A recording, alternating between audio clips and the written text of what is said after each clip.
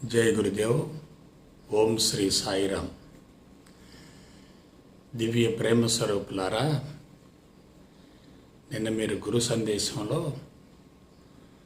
పతంజలి యొక్క అష్టాంగ యోగాన్ని గురించి తెలుసుకున్నారు. అష్టాంగ యోగాలో మొదటి అంగం యమ. ఆ యమలో మానవుడు 5 సూత్రాలను పాటించాలి. అందులో మొదటిది సత్యం, రెండవది అహింస. ఈరోజు 3వ సూత్రమైనటువంటి అపరిగ్రహాన్ని గురించి మీరు తెలుసుకోబోతున్నారు. అపరిగ్రహం, పరిగ్రహం అంటే స్వీకరించటం, అపరిగ్రహం అంటే వదిలివేయటం.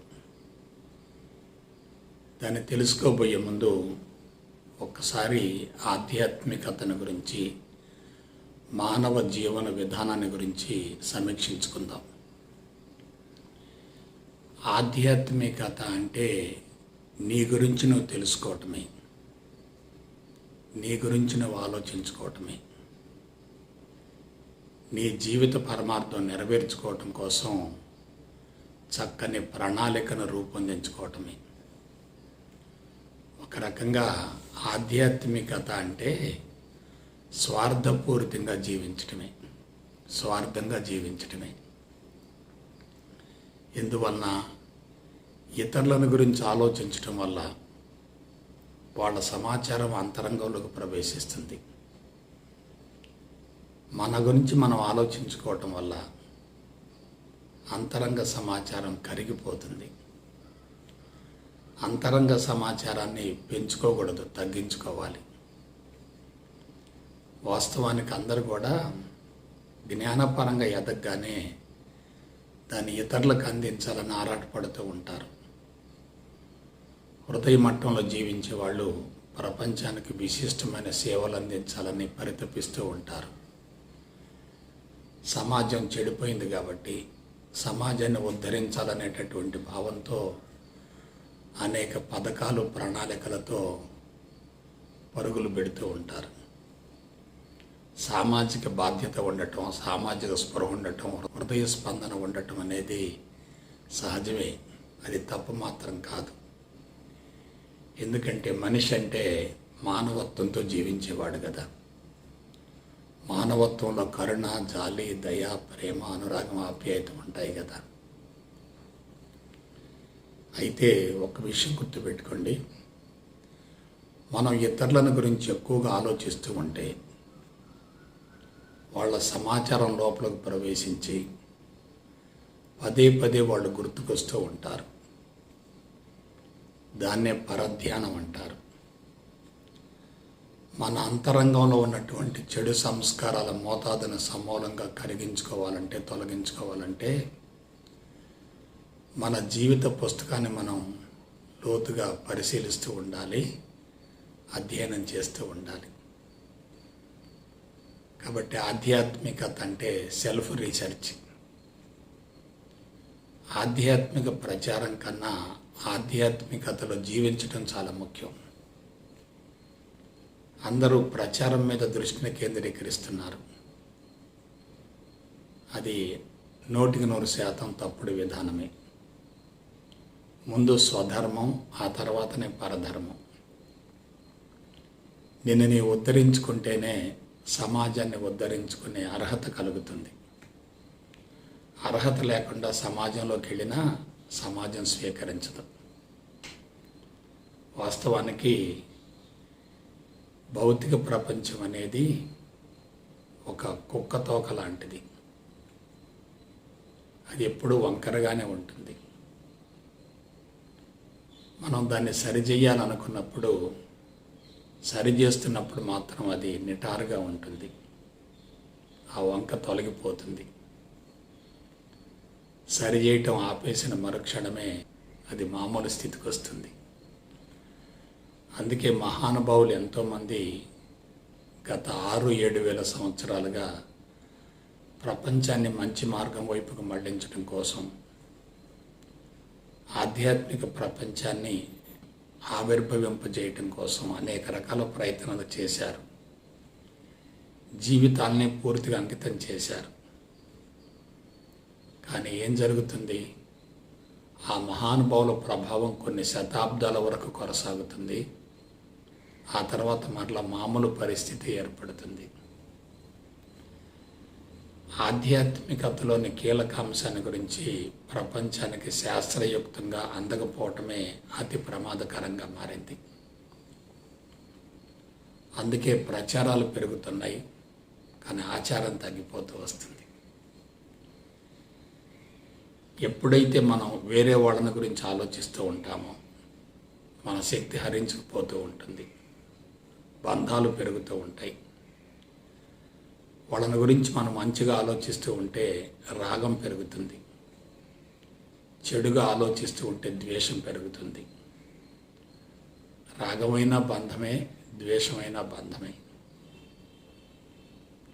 కాబట్టి అంతరంగ సమాచారాన్ని తొలగించుకోవాలంటే జ్ఞానపరంగా పరిణతి చెంది ఉండాలి. అందుకే నేను చెప్తూ వస్తున్నాను, ఆధ్యాత్మిక మార్గానికి జ్ఞానమే ప్రాణం. అయితే ఆ జ్ఞానం ఎలా ఉండాలి? అంతరంగ సమాచారాన్ని కరిగించే విధంగా ఉండాలి. సమాచారం పెరుగుతుందంటే అది మార్పుకు అవరోధం అవుతుంది. దురదృష్టకరమైనటువంటి అంశం ఏంటంటే, ప్రస్తుత కాలమాన పరిస్థితులలో మిథ్యా జ్ఞానం, సైన్సు సాంకేతిక పరిజ్ఞానం తారాస్థాయికి చేరటం వల్ల చుట్టూ మనోకాలుష్యం తీవ్ర స్థాయిలో ఉండటం వల్ల మనం ఎంత నిరోధిస్తున్నా సరే చెడు సమాచారం లోపలకు ప్రవేశిస్తూనే ఉంటుంది. ఆ ప్రవేశించిన సమాచారం చెడుగా ఉంది కాబట్టి, నెగిటివ్గా ఉంది కాబట్టి బరువుగా, భారంగా ఉండి లోతుగా రికార్డ్ అవుతుంది. అది ఎలా ఉంటుందంటే శిలాఫలకంపై చెక్కినటువంటి అక్షరాల మాదిరిగా ఉంటుంది. కేవలం ఈ తరానికే కాకుండా తర్వాత తరాలకు కూడా అందించబడుతూ వస్తుంది. కాబట్టి మనిషి ఎక్కడ దెబ్బతిన్నాడో మీరు ఆలోచించండి. ప్రపంచాన్ని మార్చాలి అని పరితపించే ఏ వ్యక్తికి మనశ్శాంతి ఉండదు, తీవ్ర అసంతృప్తి ఉంటుంది. ఎందువలన? ప్రపంచాన్ని మార్చడం అసాధ్యం కాబట్టి. అసాధ్యమైనటువంటి కార్యక్రమాలు చేపట్టి వైఫల్యం చెందితే అంతరంగంలో నిరాశ, నిస్పృహలు చోటు చేసుకుంటాయి కదా. నేను ఒక చిన్న ఎగ్జాంపుల్ చెప్తాను. ప్రపంచాన్ని ఉర్రూతొలగించి ప్రపంచాన్ని ఆధ్యాత్మికత వైపుకు మళ్లించాలని పరితపించినటువంటి క్షత్రియ రత్నం సిద్ధార్థుడు, గౌతమ బుద్ధుడు. పుట్టినప్పుడు జాతకం చూయించారట అతని గురించి. అయితే మహాచక్రవర్తి అవుతాడు, లేకపోతే మహాయోగి అవుతాడని చెప్పి ఆనాడు జ్యోతిష్కులు అతని జాతకాన్ని చూసి చెప్పడం జరిగింది. తండ్రి అతన్ని చక్రవర్తిని చేయాలనేటటువంటి భావనతోటి అంతఃపురంలోనే బంధించాడు, బయట ప్రపంచానికి దూరంగా ఉంచాడు. అతను ఎటువంటి ఆకర్షణల వైపుకు వెళ్లకుండా పూర్తిగా కట్టడి చేశాడు. యుక్త వయసు వచ్చిన తర్వాత రాజ్యాన్ని సందర్శించటం కోసం అతన్ని పురమాయించాడు. రాజ్యాన్ని సందర్శిస్తూ ఉన్నప్పుడు ముసలి వాళ్ళను చూశాడు, వ్యాధిగ్రస్తులను చూశాడు, అంతిమంగా శవాన్ని కూడా చూశాడు. తీవ్రంగా కలత చెందాడు. కాబట్టి ముసలితనం ఉండకూడదు, రుగ్మతలు ఉండకూడదు, అసలు మరణమే ఉండకూడదు అనేటటువంటి భావంతో సత్యాన్వేషణ కోసం భార్యను, బిడ్డను, సకల భోగ భాగ్యాలను, అధికారాన్ని అన్నింటినీ త్యజించి అరణ్యానికి వెళ్ళాడు. 12 సంవత్సరాలు లోతైనటువంటి అన్వేషణ చేశాడు. అంతిమంగా తెలుసుకున్నది ఏమిటంటే, ముసలితనాన్ని ఆపటం సాధ్యం కాదు, రుగ్మతలు సర్వసాధారణమే, మరణం అనేది తథ్యం. అదే జ్ఞానోదయం. ఆ తర్వాత ప్రపంచంలోకి వచ్చి ప్రచారం చేశాడు. బుద్ధుడు ప్రపంచాన్ని మార్చాడా, తాను మారాడా? ప్రపంచాన్ని మార్చలే. జ్ఞానోదయం కలక్కముందు ఆ సంఘటనలు జరుగుతున్నాయి. జ్ఞానోదయం జరిగిన తర్వాత కూడా ఆ సంఘటనలు జరిగాయి కదా. ప్రపంచం మారిందా, తాను మారాడా? అందుకే అంతిమంగా భార్యకు బిడ్డకు క్షమాపణ చెప్పాడు. నేను తొందరపడి సన్యాసం పుచ్చుకున్నాను. జ్ఞానోదయం పొందటానికి, ఆధ్యాత్మికంగా పరిణతి చెందటానికి, జీవిత పరమార్థం నెరవేర్చుకోవడానికి అరణ్యాలకు వెళ్ళవలసిన అవసరం లేదు, సన్యాసం పుచ్చుకోవలసినటువంటి అవసరం అంతకన్నా లేదని క్షమాపణ చెప్పి వాళ్ళని మార్గం వైపుకు మళ్ళించాడు. కాబట్టి సన్యాసం అనేది మానసికంగా ఉండాలి తప్ప భౌతికంగా ఉండకూడదు. భౌతికంగా నియమనిష్టలు ఉండటం కొంతవరకు అవసరమే, కానీ అంతరంగం శుద్ధి కాకుండా సన్యాసం పుచ్చుకున్న చాలా ప్రమాదకరం. మనుషులు నిరంతరం ఆలోచిస్తూ ఉంటారు. ఈ ఆలోచనలని ఎవరి గురించి వస్తున్నాయి? తమను గురించి కాదు, ప్రపంచాన్ని గురించి, అందరి వ్యక్తులను గురించి, సంఘటనల గురించి, కులాల గురించి, మతాల గురించి, వర్గాల గురించి, ప్రాంతాల గురించి, పార్టీలను గురించి, టెక్నాలజీ గురించి, భౌతికవాదాన్ని గురించి, వస్తువులను గురించి, పరిపాలన గురించి, రాజ్యాంగాన్ని గురించి ఈ విధంగా ఆలోచిస్తూ ఆలోచిస్తూ ఆలోచిస్తూ బుర్ర బద్దలు కొట్టుకుంటున్నారు. బుర్రలు బద్దలు కొట్టుకుంటున్నారు. ఈ సమాచారం అంతా ఏమిటి? తనకు సంబంధించింది కాదే. ఇదంతా అదనపు అనవసరపు సమాచారమే కదా. కాబట్టి మీరు జాగ్రత్తగా ఆలోచించండి. ఒక వ్యక్తి ఇతరులను గురించి ఆలోచిస్తూ ఆవేశానికి, ఉద్రేకానికి, ఈర్ష్యకు, అసూయకు, కక్షకు, ద్వేషానికి గురవుతున్నాడంటే అంతరంగంలో ఉన్నటువంటి చెడు సంస్కారాల ప్రభావమే, బాహ్య ప్రపంచానికి సంబంధించింది కానే కాదు.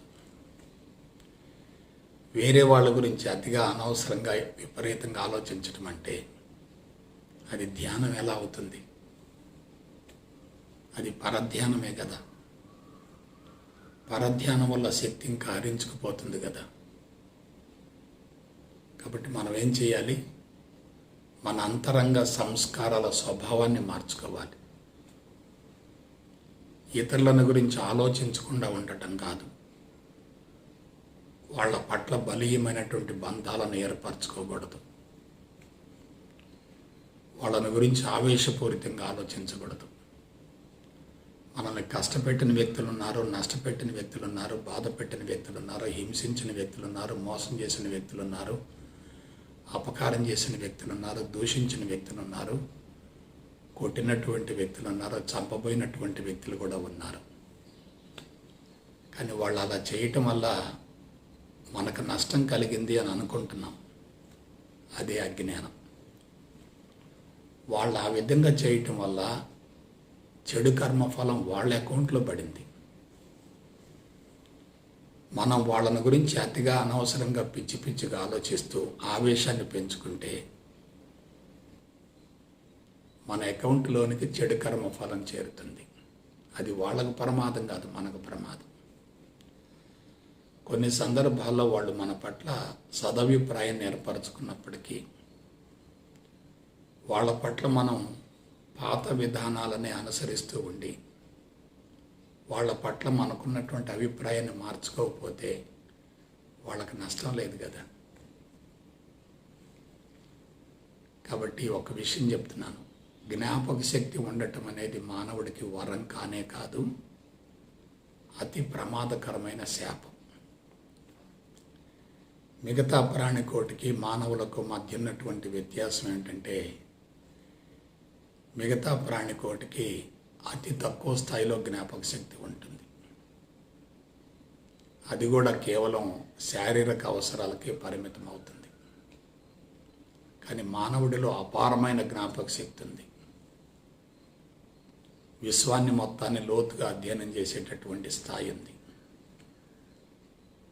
అయితే ఈ జ్ఞాపక శక్తి వల్ల కొంతవరకు మేలు కలగవచ్చు. భౌతిక పరమైనటువంటి అభివృద్ధికి జ్ఞాపక శక్తి ఎంతో కొంత మేరకు అవసరమే, అందులో ఎటువంటి సందేహం లేదు. కానీ నెగటివ్ సమాచారాన్ని స్వీకరించేటటువంటి జ్ఞాపక శక్తి అతి ప్రమాదకరం. మనం భౌతిక ప్రపంచంలో చెడు సమాచారాన్ని స్వీకరించడం కోసం పరితపిస్తున్నామంటే, ప్రయత్నిస్తున్నామంటే అది భౌతిక ప్రపంచంలో ఉన్నటువంటి లోపం కానే కాదు.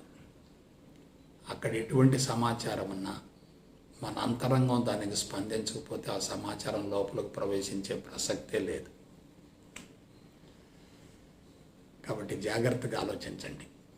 పసిబిడ్డకి చర్య ప్రతిచర్య లేదు, నిద్రపోతున్న వ్యక్తికి చర్య ప్రతిచర్య లేదు, పిచ్చివాడికి చర్య ప్రతిచర్య లేదు, కోమాలో ఉన్న వ్యక్తికి చర్య ప్రతిచర్య లేదు, చనిపోయిన వ్యక్తికి చర్య ప్రతిచర్య లేదు, అమాయకుడికి చర్య ప్రతిచర్య లేదు. ఆఖరిగా జ్ఞానపరంగా ఎదిగినటువంటి వ్యక్తికి కూడా చర్య ప్రతిచర్యలు ఉండవు. అతిగా చర్యలు ప్రతిచర్యలు ఉన్నాయంటే అతను జ్ఞానపరంగా ఎదగనట్లే. జీవిత పరమార్థం తెలిసిన వ్యక్తి ద్వంద్వాలను వదిలివేస్తాడు. జీవిత పరమార్థం తెలియనటువంటి వ్యక్తి ద్వంద్వాల్లో ఇరుక్కుపోతాడు, వాటి మధ్య ఘర్షణ పడుతూ ఉంటాడు. కాబట్టి ద్వంద్వాలను వదిలివేయగలగాలి, అదే సన్యాసం అంటే.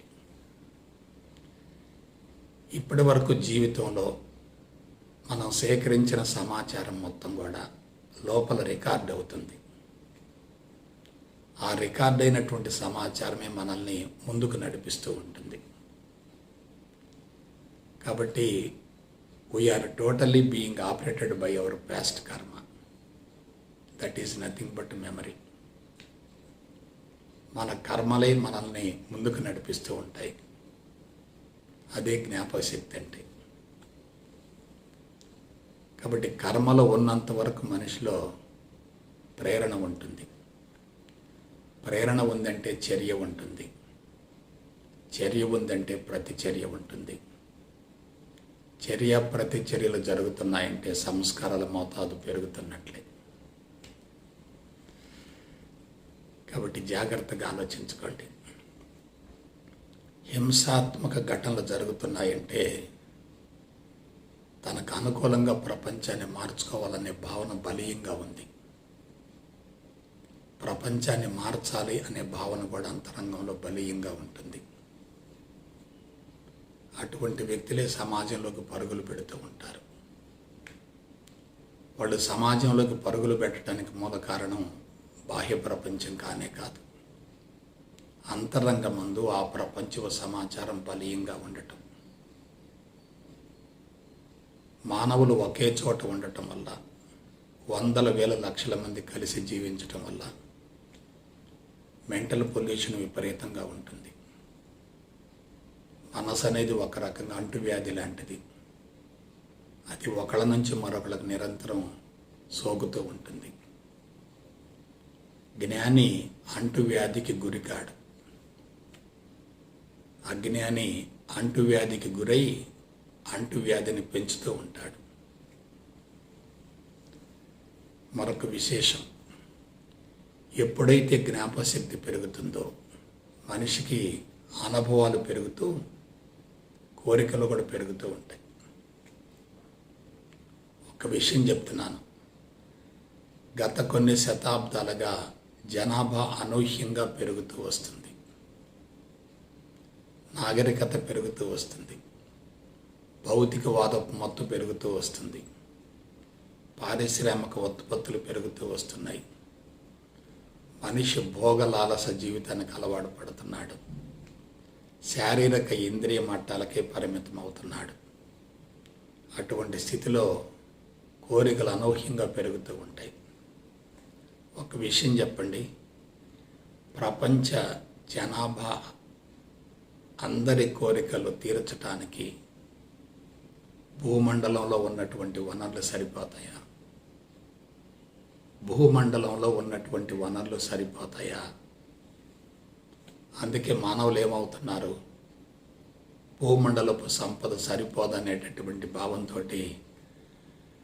అంతరిక్ష ప్రయోగాలు చేస్తూ ఇతర గ్రహాలను ఆక్రమించుకుంటూ అక్కడ సంపదను కూడా దోచుకోవాలని ప్రయత్నిస్తున్నారు.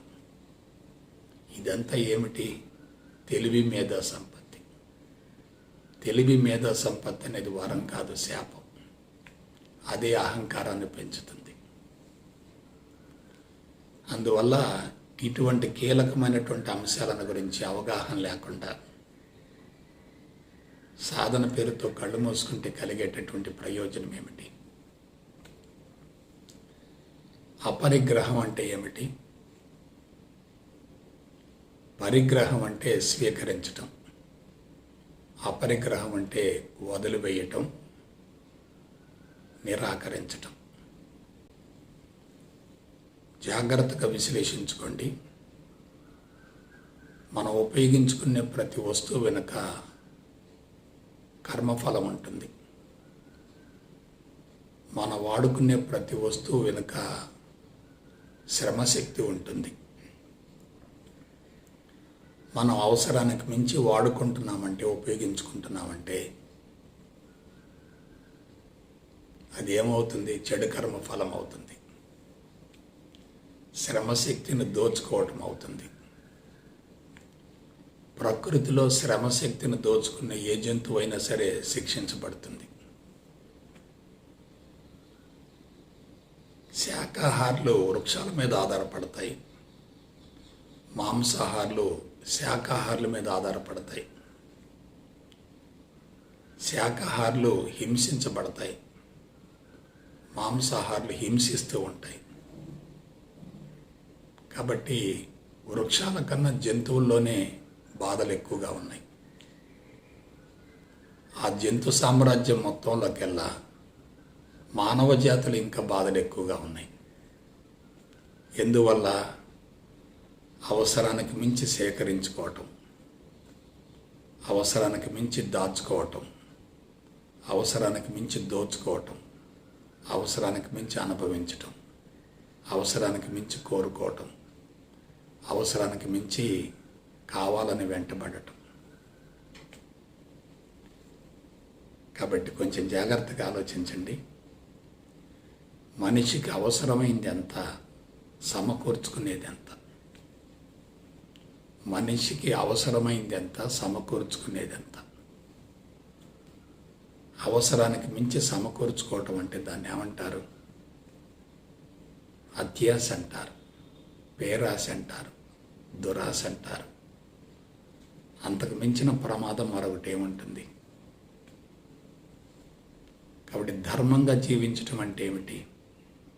ధర్మార్జన అంటే ఏమిటి? నీ అవసరాలను తప్పనిసరిగా తీర్చుకోవాలి,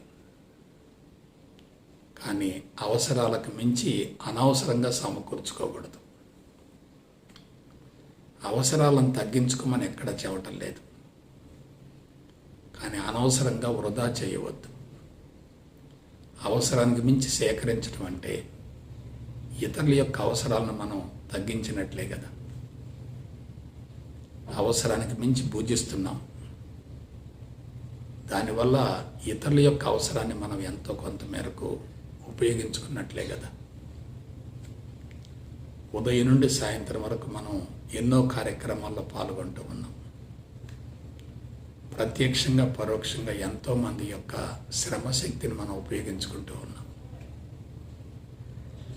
మరి ఇదంతా జరుగుతుందంటే ఎన్నో వస్తువులు ఆడుకుంటూ ఉన్నాం, పదార్థాన్ని తింటూ ఉన్నాం, పదార్థాన్ని ఉపయోగించుకుంటూ ఉన్నాం, అనేక రకాల కార్యక్రమాల్లో పాల్గొంటూ ఉన్నాం. ఈ కార్యక్రమాలన్నింటిలో తప్పనిసరిగా ఇతరుల యొక్క సహాయం సహకారం తప్పనిసరిగా ఉంటుంది కదా. మరి సహాయాన్ని పొందుతున్నాం, మరి సహాయాన్ని అందించకపోతే రుణగ్రస్తులం అవుతాం కదా. సహాయాన్ని పొందుతూ తిరిగి మళ్ళా సహాయాన్ని అందించకపోతే రుణగ్రస్తులం అవుతాం కదా. ధర్మం అంటే ఏమిటి? సహజీవనం, సహాయం, సహకారం, సామరస్యం, సమన్వయం. ఒక గృహస్థు తన కుటుంబాన్ని పోషించుకుంటూ ఉంటాడు. కష్టపడి శ్రమించి పంటలు పండిస్తూ ఉంటాడు. ఆ పంటను సమాజంలో అందరికీ పంచుతూ ఉంటాడు. అంటే పరోక్షంగా అతను సమాజానికి మేలు చేస్తున్నాడు. అందుకే అతడు ఆరోగ్యంగా ఉంటాడు. ఇవాళ రైతులు కూడా వ్యాపారాత్మక ధోరణిలో ఉండటం వల్ల లాభ నష్టాలని ఆధారంగా చేసుకొని పంటలు పండించడం వల్ల తీవ్రంగా నష్టపోయి ఆత్మహత్యలు చేసుకునే పరిస్థితి వచ్చింది. అంటే పంటలు పండించడం సమాజం కోసం కాదు, స్వలాభం కోసం జరుగుతుంది. కమర్షియల్ క్రాప్స్కి ఎక్కువగా ప్రాధాన్యత ఇస్తున్నారు. కాబట్టి మనం జాగ్రత్తగా విశ్లేషించుకుంటే మనం వేసే ప్రతి అడుగులో కూడా లోపాలు ఉన్నాయి, ప్రతి కదలికలో కూడా లోపాలు ఉన్నాయి. ఇటువంటి అంశాలను గురించి అవగాహన లేకుండా వీటిని సరి చేసుకోకుండా గంటల తరబడి కళ్ళు మూసుకుంటే కలిగే ప్రయోజనం ఏమిటి? ఆలోచించండి. చాలామంది గంటల తరబడి సాధన పేరుతోటి కళ్ళు మూసుకొని కూర్చుంటూ ఉంటారు. కానీ మనం తినే ఫుడ్ ఎక్కడి నుంచి వస్తుంది? మనం వాడుకునేటటువంటి బట్టలు ఎక్కడి నుంచి వస్తున్నాయి? మనం ఉపయోగించుకునే వస్తువులు ఎక్కడి నుంచి వస్తున్నాయి? అవసరం కొద్దీ తీసుకుంటున్నావా? అవసరం కొద్దీ వాడుకుంటున్నావా? అవసరం కొద్దీ సమకూర్చుకుంటున్నావా? అవసరానికి మించి సమకూర్చుకుంటున్నావా? ఒక విషయం చెప్పండి, తమో గుణము రజోగుణం బలీయంగా ఉన్నటువంటి వాళ్ళు అవసరానికి మించి సేకరిస్తారు, అవసరానికి మించి ఉపయోగించుకుంటారు, అవసరానికి మించి దాచుకుంటారు. అందుకే వీళ్ళందరూ కలిసే రాజ్యాంగం, పార్లమెంటు, అసెంబ్లీలు, పీనల కోడ్, న్యాయ వ్యవస్థ, చట్టాలు వీటన్నిటిని రూపొందించుకున్నారు. సంపద హక్కు, సంపాదన హక్కు, ఆస్తి హక్కు, కరెన్సీ, ఉత్పత్తులు వగైరా వగైరా. ఇంత కలుషితమైన వాతావరణం చుట్టూ ఉన్నప్పుడు మనం ఆధ్యాత్మికత పేరుతోటి సమాచారాన్ని బలవంతంగా బుర్రల్లోకి పంపించినా అది ప్రవేశిస్తుందా? ఒకవేళ ప్రవేశించిన అది అనుభవంలోకి వస్తుందా? మీరు జాగ్రత్తగా ఆలోచించండి. ప్రవేశిస్తుంది, కానీ ప్రవేశించిన అనుభవంలోకి రాదు. ఎందువల్ల? మనిషి సమాచారాన్ని పెంచుకుంటున్నాడు తప్ప తగ్గించుకోవటం లేదు. అపరిగ్రహం ఎవరికైతే ఉంటుందో వాళ్ళు అతి సరళమైన సామాన్యమైన జీవితాన్ని అనుభవిస్తారు. అతి సరళమైన సామాన్యమైన జీవితాన్ని అనుభవిస్తారు. ఎప్పుడైతే అపరిగ్రహం అనేది ఉంటుందో జీవితం సాధనగా మారుతుంది. పిసినారుగా జీవించడం వేరు, అతి సరళమైన సామాన్యమైన జీవితాన్ని కొనసాగించడం వేరు. సింపుల్గా జీవించే వ్యక్తి రిచెస్ట్గా ఉంటాడు. ఖరీదుగా జీవించేటటువంటి వ్యక్తి పావర్టీలో ఉంటాడు. అతి సరళంగా సామాన్యంగా జీవించే వ్యక్తిలో ఐశ్వర్యం ఉంటుంది. విలాసవంతమైన జీవితాన్ని కొనసాగించేటటువంటి వ్యక్తిలో పేదరికం ఉంటుంది. ఖరీదైనటువంటి జీవితానికి అలవాటు పడ్డ ప్రతి వ్యక్తి పేదవాడే. ఇవన్నీ మనం అందరం తెలుసుకోవలసినటువంటి జీవిత సత్యాలు. ఎప్పుడైతే పరిగ్రహం ఉంటుందో, కావాలి అనేటటువంటి భావన ఎక్కువగా ఉంటుందో, ఎప్పుడైతే కావాలి అనే భావన ఎక్కువగా ఉంటుందో ఆ వ్యక్తులలో కామం ఎక్కువగా ఉంటుంది. ఆ వ్యక్తులలో కామం ఎక్కువగా ఉంటుంది, ధర్మం తక్కువగా ఉంటుంది. ధర్మంగా జీవించేటటువంటి వ్యక్తులలో కామం ఉండదు. అధర్మంగా జీవించేటటువంటి వ్యక్తులలో కామం ఎక్కువగా ఉంటుంది. విచ్చలవిడి జీవితం ఉంటుంది. సుఖానికి, సౌకర్యానికి, విలాసానికి, వినోదానికి, శృంగారానికి అలవాటు పడేటటువంటి అతి ప్రమాదకరమైన జీవన విధానం ఉంటుంది. సన్యాసం అంటే ఏమీ లేదు, మానసికంగా అన్నింటినీ వదిలేయటమే.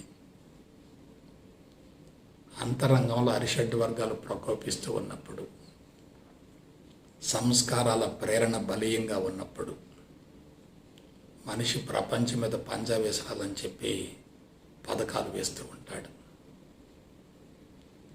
ప్రపంచాన్ని గురించి అతిగా అనవసరంగా ఆలోచిస్తూ ఉంటే అంతరంగం తప్పనిసరిగా కలుషితం అవుతూ ఉంటుంది. ఎవరి నుండి ఏమి ఆశించినా అది నటన అవుతుంది. ఎవరి నుండి ఏమి ఆశించకుండా ఉంటే ఆ బంధం శాశ్వతంగా కొనసాగుతుంది. కాబట్టి కొంచెం జాగ్రత్తగా ఆలోచించండి. మనిషి యొక్క మేధస్సు కలుషితం కావటానికి మూల కారణం అజ్ఞానంలో జీవించటం,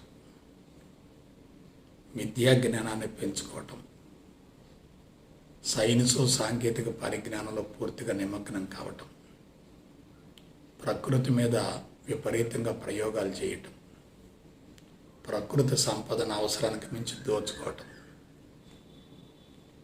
తరతరాలకు సరిపడా సంపదను పోగు చేసుకోవటం, వీటన్నిటికీ తప్పనిసరిగా మూల్యం చెల్లించవలసిందే. ప్రపంచంలో ఏ అకౌంట్ అయినా మారుద్దు, కానీ కర్మఫలం అకౌంట్ మాత్రం మారదు. ఈనాడు నువ్వు తీసుకుంటున్నావంటే భవిష్యత్తులో తప్పనిసరిగా ఇవ్వవలసిందే. ఈనాడు ఇస్తున్నావంటే గతంలో తీసుకొని ఉంటావు, లేదా భవిష్యత్తులో తప్పనిసరిగా పొందుతావు. ఇవ్వటం ఎందుకు? పుచ్చుకోవటం కోసం. పుచ్చుకోవటం ఎందుకు? ఇవ్వటం కోసం. మనకి ఒక రూపంలో వస్తుంది, మరొక రూపంలో పోతుంది. వచ్చేది స్థూలంగా ఉంటే పోయేది సూక్ష్మంగా ఉంటుంది.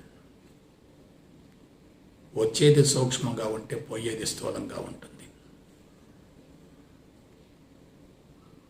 స్థూలంగా పోతూ ఉందంటే సూక్ష్మ ప్రపంచంలో, సూక్ష్మ శరీరంలో తప్పనిసరిగా మార్పులు వస్తాయి. అపజయాలు సంభవించినప్పుడు తప్పనిసరిగా పరివర్తన, పశ్చాత్తాపం కలుగుతుంది.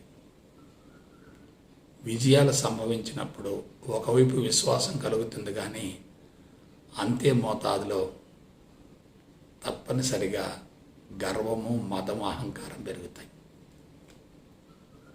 అందుకే విజయాలు సాధించే వాళ్ళు భగవంతుని గురించి ఆలోచించరు. తమ స్వశక్తి వలన ఇవన్నీ జరుగుతున్నాయి అనుకుంటారు. జీవితం సున్నాతో మొదలవుతుంది, సున్నాతో కొనసాగుతుంది, అదే విధంగా ముగుస్తుంది. జీరోతో ప్రారంభమైనటువంటి అకౌంట్ని జీరోగా కొనసాగించి జీరోగా ముగించగలిగితే ఆ వ్యక్తి మరణించిన తర్వాత ప్రపంచంలో హీరో అవుతాడు. కాబట్టి మనసులో ఖాళీ ఉన్నప్పుడు, అంతరంగం పూర్తిగా శుద్ధైనప్పుడు చుట్టూ ఎంత భౌతిక సంపద ఉన్నా ఎటువంటి ప్రమాదం లేదు. ఎందుకంటే దాని పట్ల విరక్తి ఉంటుంది, వైరాగ్యం ఉంటుంది. అంతరంగం కలుషితంగా ఉన్నప్పుడు సంపద సమకూరదు. ఒకవేళ సమకూరినప్పటికీ దాని పట్ల విపరీతమైన ఆసక్తి ఉంటుంది, బంధాలు ఏర్పడతాయి. భౌతిక సంపద పెరుగుతుందంటే మానసిక సంపద తరిగిపోతూ ఉంటుంది. ప్రాపర్టీస్ పెరుగుతున్నాయంటే తప్పనిసరిగా వాటిని గురించి అతిగా, అనవసరంగా, పిచ్చిగా విపరీతంగా ఆలోచిస్తూ ఉంటాం. సమకూరినటువంటి ఆస్తి పోతుందేమని భయపడుతూ ఉంటాం. ఆ భయమే చెట్టు చివరికి రుగ్మతలుగా రూపాంతరం చెందుతుంది. కాబట్టి జీవిత కాలంలో ఎంత వస్తుందో అంత పోతుంది, ఎంత పోతుందో అంత వస్తుంది. పోయిన దానికి సరిపడ నిరంతరం భర్తీ అవుతూ ఉంటుంది. జ్ఞాని వచ్చిన దానికి పొంగిపాడు, పోయిన దానికి కృంగిపాడు. అజ్ఞాని వస్తే పండగ అంటాడు, పోతే దండగ అంటాడు. మెంటల్ ప్రిపరేషన్ ఉంటేనే సాధన సజావుగా కొనసాగుతుంది. మెంటల్ ప్రిపరేషన్ లేకుండా సాధన చేసినది మొత్తం పొడుగులు పోసిన పన్నీరు అవుతుంది. వంట చేసే విధానం తెలిసిన తర్వాతనే వంట చేయాలి. ఈత నేర్చుకున్న తర్వాతనే నదిలోకి దూకాలి. ఈత రాకుండా నదిలోకి దూకితే ఏమవుతుంది? జీవితమే కబళించి వేయబడుతుంది.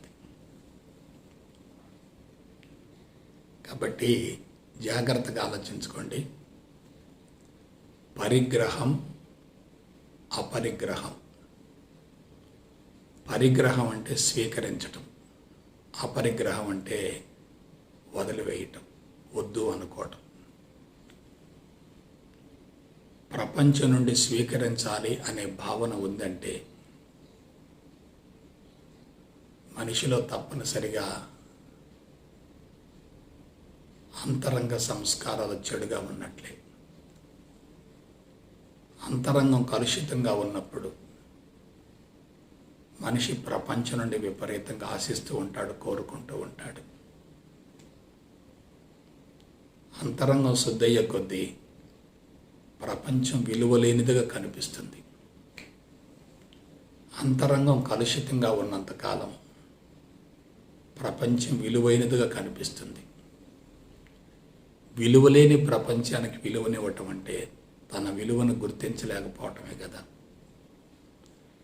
డబ్బు కానీ, సెక్స్ కానీ, సుఖం కానీ, సౌకర్యం కానీ, విలాసం కానీ, వినోదం కానీ, శృంగారం కానీ, కీర్తికాంక్ష కానీ, గుర్తింపుకాంక్ష కానీ, అధికారకాంక్ష కానీ, పేరు ప్రతిష్టలు కానీ, ఇవన్నీ కూడా మానసికంగా ఎదగనటువంటి వ్యక్తులు కోరుకునేటటువంటి అత్యంత అల్పమైనటువంటి విషయాలు. ఒక్కసారి క్లియర్గా చెప్తున్నాను, మానసికంగా ఎదగని వ్యక్తులే భౌతికంగా ఎదగాలని ఆరాటపడుతూ ఉంటారు. మానసికంగా ఎదిగినటువంటి వ్యక్తులు భౌతిక సంపద కోసం ఎక్కువగా ఆరాటపడరు. ఎప్పుడైతే సంపద కోసం ఆరాటపడమో అది మన వెంటబడుతూ ఉంటుంది. ఎప్పుడైతే సంపద కోసం మనం వెంటబడుతుంటామో అది మనల్ని కవ్విస్తూ ఉంటుంది, రెచ్చగొడుతూ ఉంటుంది, మోహిస్తూ ఉంటుంది, మనల్ని మాయలో పడవేస్తుంది. ఇంకా కావాలి, ఇంకా కావాలి, ఇంకా కావాలనే భావన బలీయమవుతుంది. ఎందువల్ల? ఒకళ్ళు మరొకళ్ళతో నిరంతరం పోల్చుకుంటూ ఉంటారు. వాళ్ళకంటే నేను ముందంజలో ఉండాలి అనే ఆరాటం ఎక్కువగా ఉంటుంది. ప్రపంచం నన్ను గుర్తించాలన్న తపన ఎక్కువగా ఉంటుంది. చనిపోయిన తర్వాత కూడా నేను చరిత్రలో నిలిచిపోవాలనేటటువంటి భావన బలీయంగా ఉంటుంది. ఇటువంటి భావనలు ఉన్నప్పుడే ప్రపంచం నుండి మనం ఆశిస్తూ ఉంటాం. కాబట్టి ఆశించింది అందిందనుకోండి, తాత్కాలికంగా సంతృప్తి కలుగుతుంది. ఆశించింది అందలేదనుకోండి, తీవ్రమైనటువంటి అసంతృప్తి కలుగుతుంది. ఆశించింది అందదని తెలిసిన మనం ప్రపంచాన్ని వదిలేస్తాం. ఆశించింది అందిందనుకోండి, మనం ఇంకా ఆరాటపడుతూ ఉంటాం. కాబట్టి ప్రపంచంతో బలమైనటువంటి సంబంధాలు ఏర్పరచుకోవటం అనేది అజ్ఞానానికి ప్రతిరూపం. దానివల్ల మన శక్తి హరించుకుపోతూ ఉంటుంది. మీరు ఆధ్యాత్మికవేత్తలను కూడా గమనించండి, విపరీతంగా ప్రచారం కోసం ఆరాటపడుతూ ఉంటారు. ప్రపంచాన్ని మార్చడం కోసం అనేక రకాల పథకాలు వేసుకుంటూ కార్యక్రమాలను నిర్వహిస్తూ ఉంటారు. కానీ అది సాధ్యమవుతుందా?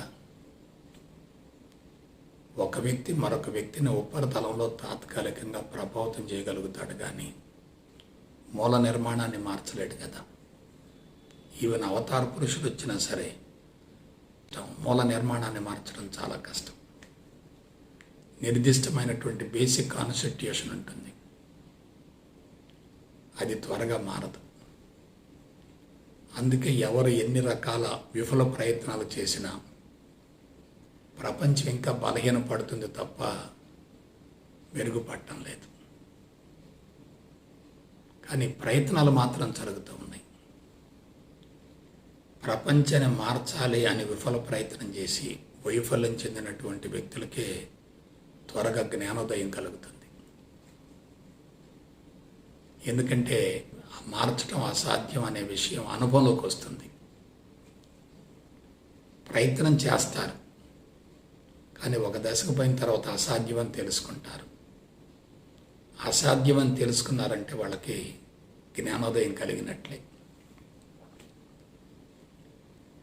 వనరులు తరిగిపోతూ ఉండి అవసరాలు పెరుగుతున్నప్పుడు మనిషి ఎలా ఉంటాడు?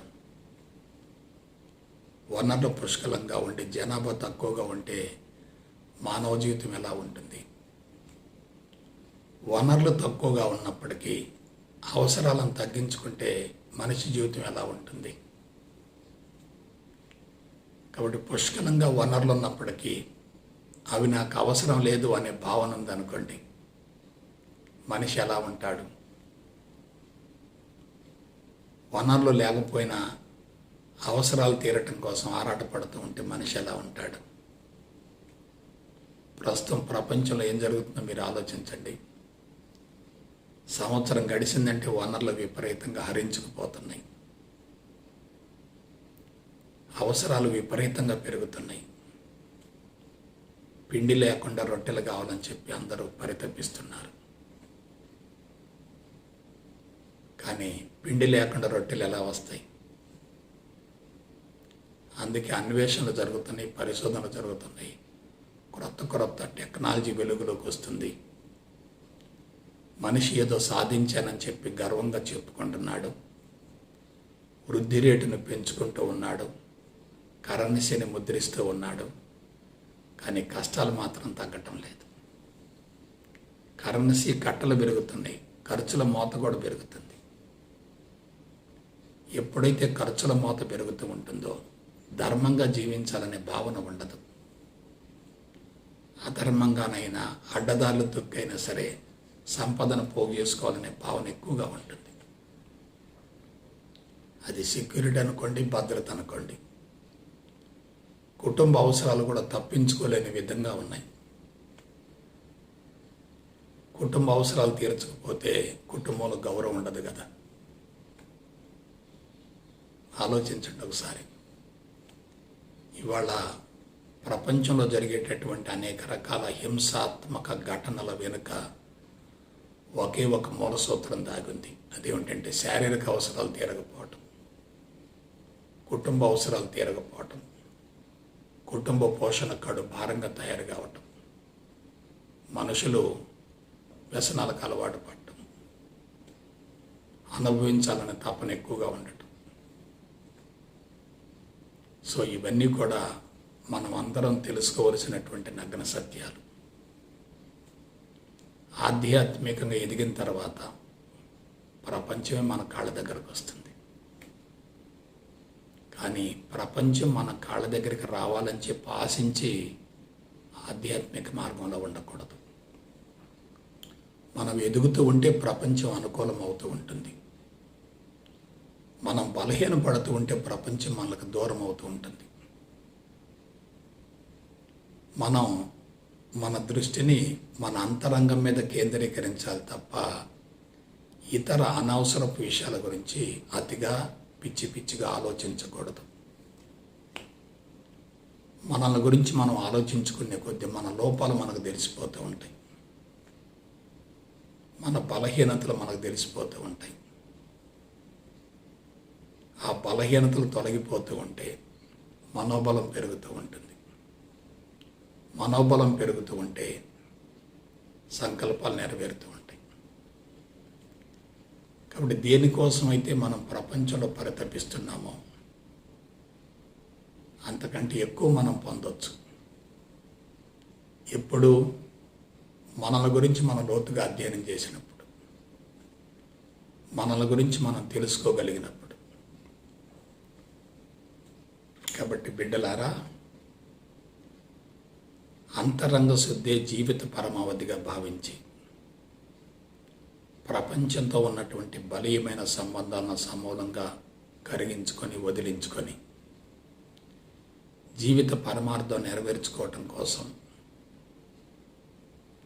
ఒక చక్కటి ప్రణాళికతో ముందుకెళ్తారని మనస వాచ కర్మణ కోరుకుంటూ సెలవు తీసుకుంటా. జై గురుదేవ్, జై గురుదేవ్, జై గురుదేవ్.